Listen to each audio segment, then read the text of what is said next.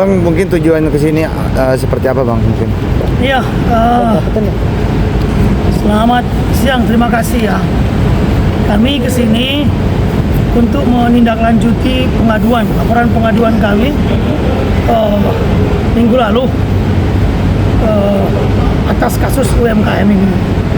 Ya, jadi minggu lalu kan kami membuat pengaduan terhadap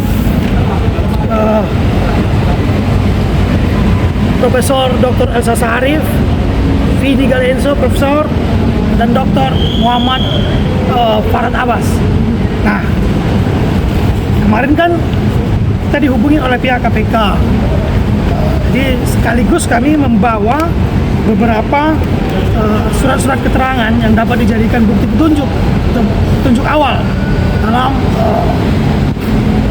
pengurusan perkara UMKM ini, sanjay gitu ya, dengan masyarakat. Nah, tadi kami cukup banyak berbincang di dalam dengan pihak KPK bahwa mereka telah mendalami videonya, menonton videonya, ya, yang kami berikan itu, dan mengecek, memeriksa duduk persoalan ini dari tahun 2019. Nah, ada beberapa hal yang juga kami diskusikan. Mereka akan membawa ini ke atas, itu persoalannya. Ya, mungkin kalau ini nanti selesai akan naik ke tahapan penyidikan, baru ada pemanggilan gitu. Baru ada pemanggilan, itu tadi yang disampaikan ke kami. Nah, mungkin itu. Oke, tadi malam kan juga UMKM mendatangi pihak dari Elsa Sarif sendiri. Mungkin tanggapan Abang seperti apa? Iya, kalau perihal koordinator UMKM mendatangi kediaman Ibu Elsa, kami memang tidak tahu menahu. Gerakan-gerakan liar yang kami tidak lindungi, kami tidak tahu, tidak kami tanggung jawab. Karena kami berbicara murni tentang kepentingan hukum, murni tentang penegakan hukum, pemberantasan korupsi, suap menyuap, gitu. Itu kita harus habiskan dari negara ini. Jadi termasuk dugaan kami terhadap penanganan kasus ini sangat keras tentang suap menyuap, sogok menyogok. Itu yang mau kami bersihkan itu, agar kasus ini selesai. Sudah bertahun-tahun, kasihan juga masyarakat. Nah, tadi yang saya antarkan itu tentang pada Farad Abbas, berapa dia dapat fee dalam tahapan penyidikan yang tertulis, tahapan penyidikan, penuntutan dan lain-lain. Nah, sesuai nggak itu nanti dengan surat kuasa yang diterimanya secara tulis tangan, substitusi yang ditugaskan untuk menghadap Kapolda kala itu, menghadap penyidik, masa substitusi begitu. Nah, ini kan ya kami partisipasi kami sebagai masyarakat dan praktisi hukum untuk membersihkan, setidak-tidaknya mengurangi bau busuk di negara ini tentang kolusi dan nepotisme, penyuapan yang berbau busuk, yang merugikan masyarakat, merugikan negara. APBN dibuat untuk proses penegakan hukum yang baik tanpa melanggar undang-undang. Jangan sekali-kali digunakan untuk sogok menyogok dan lain-lain. Mungkin. Berarti yang dipermasalahkan itu 39 miliar yang tersebut kan di luar Vilawir itu kan Bang? 55 miliar yang tertulis. Oh. Itu yang kami laporkan ke KPK. Karena kan disebutkan di dalam 55 miliar itu kan ada uang Vilawir sendiri Bang. Itu saya nggak mau masuk berapa itu, ya, karena banyak banget nanti kalau kita menciptakan pembenaran berdasarkan tulisan, itu nanti biarkan pihak KPK yang mengurusi. Karena apa? Ya, kami tidak berbicara tentang nominal berapa dapat lawyer, tapi ada nggak sogok menyogok dalam proses itu, merujuk kepada pernyataan Prof. Elsa Sarif di wawancaranya, dan itu sudah ditonton, dipelajari, didalami oleh pihak KPK, tadi disampaikan.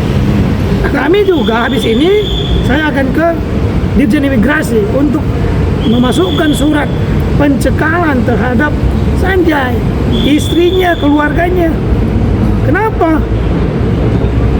Kalau dia pun terlibat, kita sikat, kita bersihkan. Ya, istrinya kita bersihkan semua. Jangan menggunakan masyarakat untuk menutupi kejahatan dia sendiri juga. Itu yang mau saya katakan. Untuk respon dari pihak KPK tadi pas Positif, mereka akan terus tindak lanjuti. Kami akan bersurat ke Mabes Polri dan akan berkoordinasi dengan KPK. Mereka tadi mengatakan mereka akan bersurat ke Mabes Polri atas kasus ini. Contoh, di putusan pengadilan, uang yang dijadikan bukti yang dulu ditahan, ya, itu kan dikembalikan ke pihak PT Kemenkam. Dalam hal ini kami Sanjay dan istrinya dan keluarganya perusahaan, gitu ya. Nah, kan prosesnya pengembalian uang itu ke pihak kepolisian, dicatatkan itu. Nah, nanti kepolisian akan meminta catatan-catatan itu kembali. Itu, Pak. Mungkin berarti ini masih tahap penyelidikan ya? Ya, pendalaman segala Pendalaman macam, ya?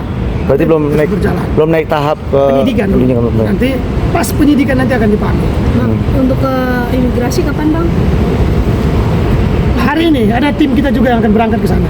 Jadi kita akan berkoordinasi juga. Ini kan panjang ya Bang ya kasus UMKM sendiri ya. Ibaratnya sampai mendatangi ke Farhad maupun ke Elsa juga. Mungkin harapan kedepannya dari Abang sendiri untuk berkoordinasi terus dengan UMKM sendiri seperti apa Bang? Kami dari tim Raden Anom dan Partners, ya, karena kasus ini sudah berkepanjangan, ya, menyita energi, kasihan masyarakat. Jadi masuk ke sini untuk menyelesaikannya, gitu. Selesaikan semuanya. Jangan saling tuduh. Sanjay kan mengaku dia sebagai dewa terhadap ingin membantu masyarakat uang pribadinya. Lo kewajiban dia belum dia selesaikan. Ini kan manipulasi juga nih. Nah, ini kejahatan yang sangat buruk ini Sanjay ini. Ini apa saya bilang ini jolim juga nih orang. Kita sikat aja, kita habisin gitu. Makanya kita ke sini. Berarti ada dugaan keterlibatan antara Sanjay dengan Elsa dan Farhad juga nggak sih Bang? Dulunya dalam proses penegakan hukum itu kalau ada sogok menyogok itu kemungkinan besar ada. Gitu. Makanya kita ke sini. Dugaan keras kami ada. Nah, kan apa mungkin Prof Elsa mengambil uang mengasih kalau ada itu ya tanpa persetujuan. Nah, sebagai profesor saya rasa kurang masuk akal, tapi namanya manusia boleh bisa saja terjadi hal itu kan.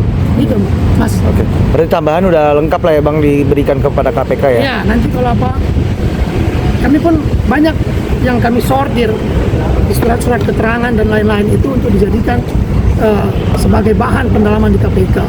Jadi yang kami bawa ke sini yang begitu kuat. Gitu.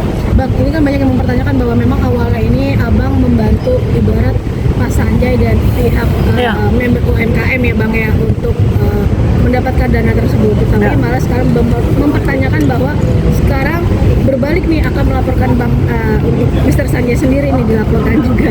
Ini gimana nih Bang? Kami nggak melaporkan Sanjay sejauh ini. Oke.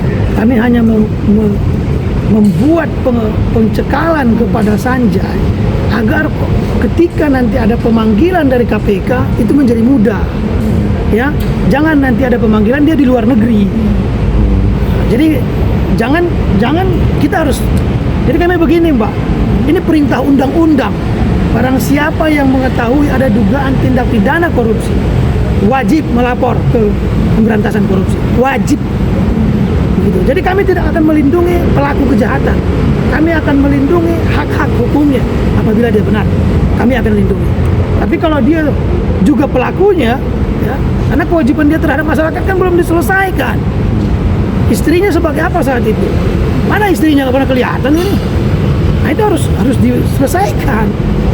Nah begitu secara bersama-sama. Makanya nanti biar karena tidak ada penyelesaian selama ini, ya kita sampaikan kepada KPK biar pihak negara yang menyelesaikan. Ini sudah kewajiban negara untuk turun tangan, khususnya dalam hal ini KPK, Komisi Pemberantasan Korupsi, gitu. Apalagi sekarang pemerintah itu kan sudah presiden kita sudah sangat concern dalam penanganan. Mungkin Bang ini ya. Bang, ini kan banyak yang mempertanyakan perihal laporannya di Polda seperti apa Bang, udah sejauh mana nih? Karena kan laporan siapa dulu di Polda? Yang Pihak UMKM. Pihak UMKM ke. Oh ya, Itu gimana? Itu kan laporan pribadi ya antara Andi dengan Farhad Andi dengan Prof Elsa. Jadi kami hanya mendampingi saat itu. Dia melapor secara pribadi sebenarnya.